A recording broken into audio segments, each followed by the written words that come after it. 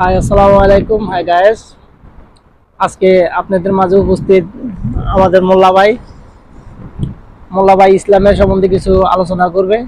আপনারা শুনবেন ইনশাআল্লাহ। আপনারা আলোচনা শুনে আপনারা অবশ্য ইসলামের প্রতি আসবেন এবং 5 ওয়াক্ত নামাজ পড়বেন, আল্লাহ রাব্বুল আলামিনের গোলামি করবেন, রাসূলুল্লাহ সাল্লাল্লাহু আলাইহি সাল্লামের আদর্শ মতো চলাফেরা করবেন।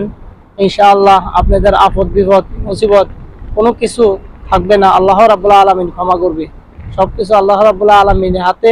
আল্লাহ রাব্বুল আলামিন চাইলে আপনাদেরকে 1 মিনিটে সব সমাধান করে দিতে পারে।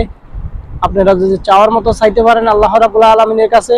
আল্লাহ রাব্বুল আলামিন বলছেন যে বান্দা ফজরের নামাজের পূর্বে বা তাহাজ্জুদের আগে আমার কাছে সিজদায় পড়ে আমার কাছে ক্ষমা প্রার্থনা করবে, আমি আল্লাহ রাব্বুল আলামিন তার সমস্ত গুনাহগুলো মাফ করে দিই, তাকে ক্ষমা করে দিই।